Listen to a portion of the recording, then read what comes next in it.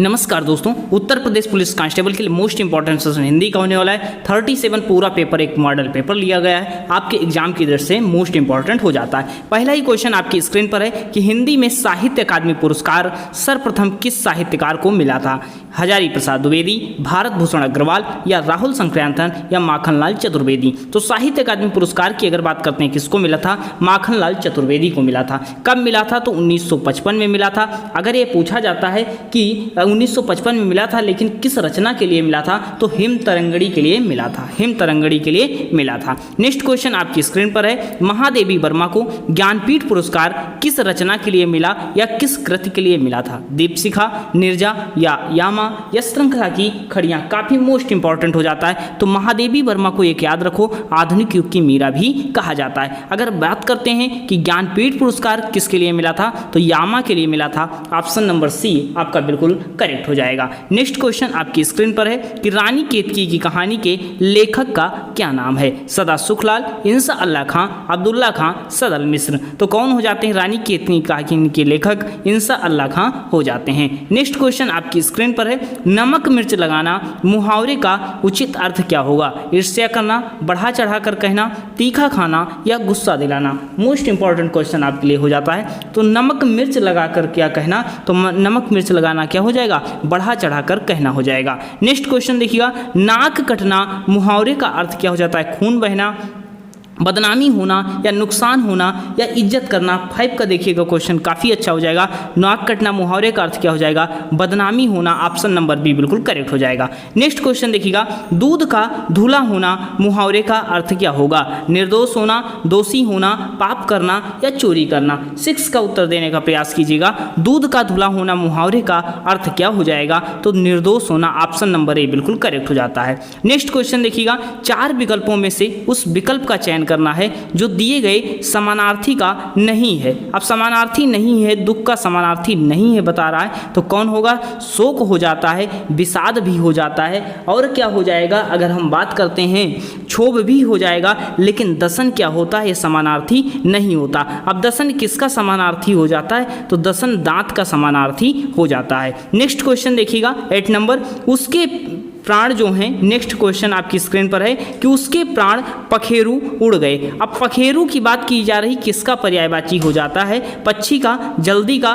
पखवाड़ा का या पखारना का। तो पखेरु का क्या हो जाता है? पक्षी हो जाएगा। ऑप्शन नंबर ए बिल्कुल करेक्ट हो जाएगा। नेक्स्ट क्वेश्चन देखिएगा, ओझल शब्द का अर्थ नहीं है, ओझल शब्द का पर्यायवाची नहीं है। अदृश्य, अंतर्ध्यान या रोशनी या तिरोहित। तो ओझल का क्या होगा? अदृश्य हो जाता है, अंतर्ध्यान हो जाता है, तिरोहित हो जाता है, लेकिन पूछा गया था नहीं है, तो क्या नहीं होगा? रोशनी नहीं होगा। नेक्स्ट क्वेश्चन देखिएगा, किस शब्द का पर्यायवाची याद कीजिए? विष शब्द का पर्यायवाची आपको बताना है। अनिल होगा, गरल होगा या पवन होगा या हवा होगा। अगर हम बात करते हैं अनिल की और पवन की, हवा की, ये सब क्या होते हैं? हवा के पर्यायवाची होते हैं, जबकि गरल क्या हो जाता है? ये हवा का पर्याय, विष का पर्यायवाची हो जाएगा। नेक्स्ट अगर हम बात करते हैं कौन सा समूह सही नहीं है, अब देखो, पास का उच्चारण स्थान क्या होता है? ओष्ठ से होता है। का वर्ग का उच्चारण स्थान कंठ से होता है, जबकि मूर्धन्य क्या होगा? ये गलत हो जाएगा सर। क्या हो जाएगा? ये तालु से उच्चारण स्थान होता है। इसका क्या होता है? तालु से उच्चारण स्थान होता है।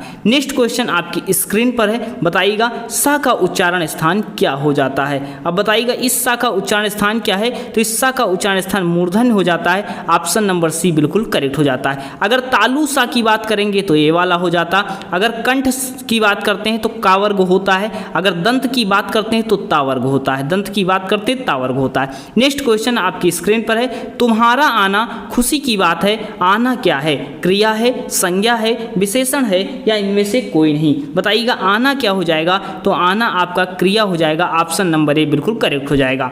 नेक्स्ट क्वेश्चन, मुख्य क्रिया के अर्थ को स्पष्ट करने वाली क्रिया को क्या कहते हैं? नामबोधक क्रिया, प्रेरणार्थक क्रिया, नामधातु क्रिया या सहायक क्रिया 14 का उत्तर दीजिएगा, क्या हो जाएगा? तो ऑप्शन नंबर डी आपका बिल्कुल सही हो जाएगा, सहायक क्रिया हो जाएगा।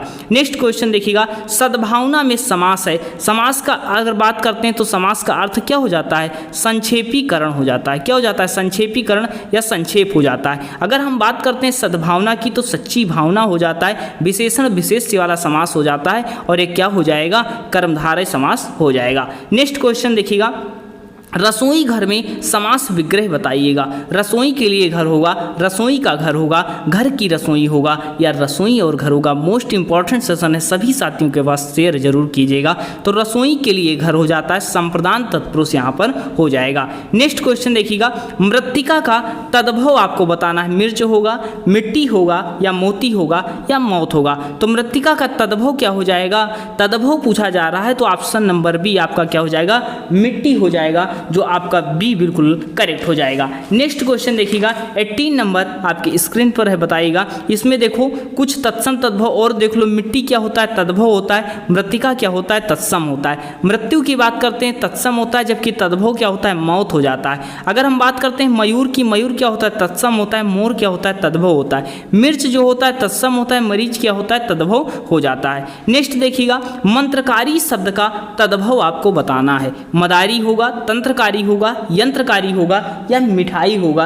18 का उत्तर दीजिएगा तो क्या हो जाएगा? मदारी हो जाएगा। ऑप्शन नंबर ए बिल्कुल करेक्ट हो जाएगा। नेक्स्ट क्वेश्चन देखिएगा, देशज शब्दों की श्रेणी में आता है टेलीविजन, काफी, लॉटरी या थैला। तो थैला क्या हो जाएगा? ये देशज शब्द आपका हो जाएगा, जबकि टेलीविजन, काफी, लॉटरी ये सब क्या हो जाएंगे? विदेशी शब्द हो जाएंगे। नेक्स्ट क्वेश्चन देखिएगा, आपकी स्क्रीन पर है कि तद्भव नहीं है, आपको बताना है। दूध है, दूज है, या दही है। तो क्या हो जाएगा? दमन होगा। यहाँ पर कौन सा सही होगा कि तद्भव नहीं है? अगर दूध की बात करते हैं, दूध का तत्सम क्या? दूध तद्भव होता है, दुग्ध हो जाता है तत्सम। दूज की बात करते हैं तो द्वितीया होता है। उसके बाद दही की बात करते हैं तो दही भी आपका क्या हो जाता है? तद्भव हो जाता है। जबकि दमन क्या हो जाएगा? ये आपका तद्भव नहीं होगा। तो दमन आपका क्या हो जाएगा? तद्भव आपका नहीं होगा, जो ऑप्शन नंबर बी आपका बिल्कुल करेक्ट हो जाएगा। अगर बात करते हैं ये दमन का तद्भव क्या हो जाता? दबना हो जाता। क्या हो जाता? दमना हो जाता। नेक्स्ट क्वेश्चन आपकी स्क्रीन पर है, रुग्ण का विलोम बताइए। तो रुग्ण का अर्थ क्या होता है? रोगी होता है। तो रुग्ण का विलोम क्या हो जाएगा? स्वस्थ हो जाएगा। ऑप्शन नंबर बी आपका बिल्कुल करेक्ट हो जाएगा। नेक्स्ट क्वेश्चन देखिएगा, अधोलिखित में से विलोम के लिए 4 विकल्प दिए गए हैं, उचित विकल्प को चुनिए। अब बताइएगा, तिरस्कार का विलोम क्या होगा? स्वागत होगा, सम्मान होगा, अतिथि होगा, या प्रशंसा होगा। तो तिरस्कार की अगर बात करते हैं क्या हो जाएगा? सम्मान हो जाएगा। ऑप्शन नंबर बी बिल्कुल करेक्ट हो जाएगा।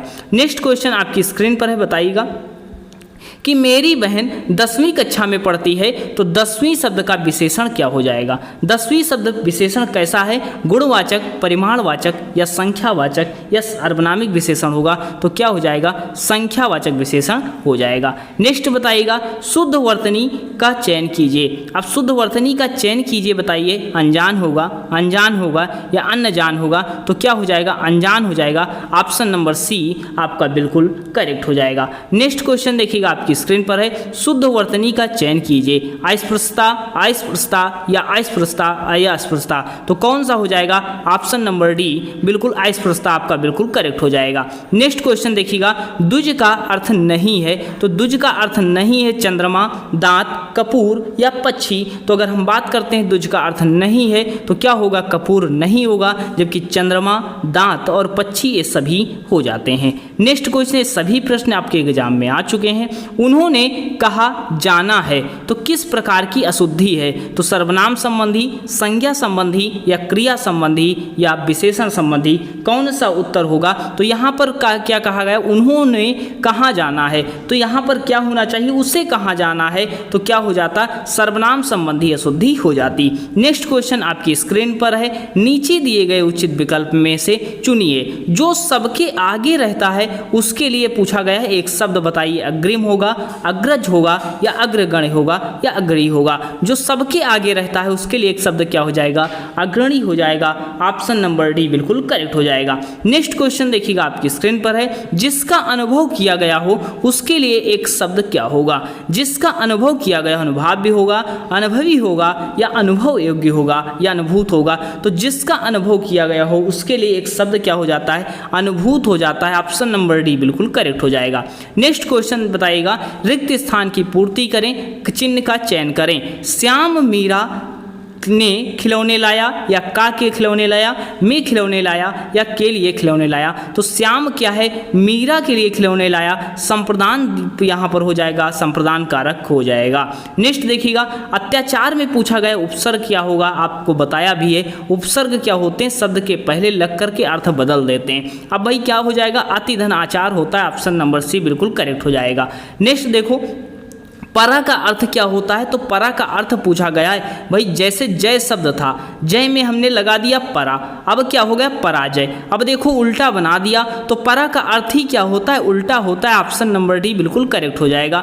नेक्स्ट अगर हम बात करते हैं, गीतांजलि शब्द का सही संधि विच्छेद बताना है। गीता धनंजलि होगा, गीतांजलि होगा, तो गीता धन अंजलि नहीं होगा, यहाँ पर ये क्या हो जाएगा, गीत धन अंजलि। ऑप्शन नंबर डी बिल्कुल करेक्ट हो जाएगा। इसमें संधि कौन सी हो जाएगी, तो दीर्घ स्वर संधि आपकी हो जाएगी। नेक्स्ट क्वेश्चन आपकी स्क्रीन पर है, दो निकटवर्ती वर्णों के मेल को क्या कहते हैं, तो संधि कहते हैं। क्या कहते हैं, दो निकटवर्ती वर्णों के मेल को संधि कहते हैं। ऑप्शन नंबर बी बिल्कुल करेक्ट हो जाएगा। वर्णों का मेल होता है तो वह क्या कहलाएगा, संधि कहलाएगा। जबकि शब्दों का मेल होता तो क्या कहलाता, समास कहलाता। उसके बाद हम बात करते हैं भाववाच्य का उदाहरण है। अब भाववाच्य का उदाहरण है, जहां नकारात्मक आ जाए तो नकारात्मकता आ जाए तो क्या होता है, भाववाच्य होता है। अगर हम बात करते हैं आम खाया जाता है, नहीं होगा। मैंने पुस्तक पढ़ी, नहीं होता। पुस्तक पढ़ी, धूप में चला नहीं जाता, हमसे खाया नहीं जाता। ये सारी चीज़ें जिससे नेगेटिव हो, नकारात्मकता दिखा रहा हो, क्या हो जाएगा, भाववाच्य का उदाहरण हो जाएगा। नेक्स्ट देखिएगा, विप्पधन जाल क्या होता है, विप्पजाल होता है। अब विप्पजाल में बताना है संधि कौन सी होगी, तो व्यंजन संधि का उदाहरण ऑप्शन नंबर बी बिल्कुल करेक्ट हो जाएगा। ऐसा भी पूछा जा सकता है, विप्पजाल का विच्छेद कीजिए तो विपतधन जाल हो जाएगा। संधि कौन सी हो जाएगी, व्यंजन संधि हो जाएगी। नेक्स्ट क्वेश्चन देखिएगा, ताजमहल की बात करते हैं, डैश अद्भुत नमूना है। किसका अद्भुत नमूना है, चित्रकला का, शिल्पकला का, मूर्तिकला का या स्थापत्य कला का। तो किसका हो जाता है, स्थापत्य कला का हो जाता है। ये पूरे 37 क्वेश्चन थे। फास्ट मोड में हमने करवाने का प्रयास किया है। एग्जाम में आप सभी के पूछे जा चुके हैं। तो इसकी पीडीएफ आप हमारे टेलीग्राम से ले सकते हो, स्टडी संग्राम सर्च करके, या लिंक डिस्क्रिप्शन में हुई ज्वाइन कर लेना। पूरी पीडीएफ ले लेना, क्लास प्लेलिस्ट में पढ़ी देख लेना। मिलते हैं नेक्स्ट सेशन में, धन्यवाद।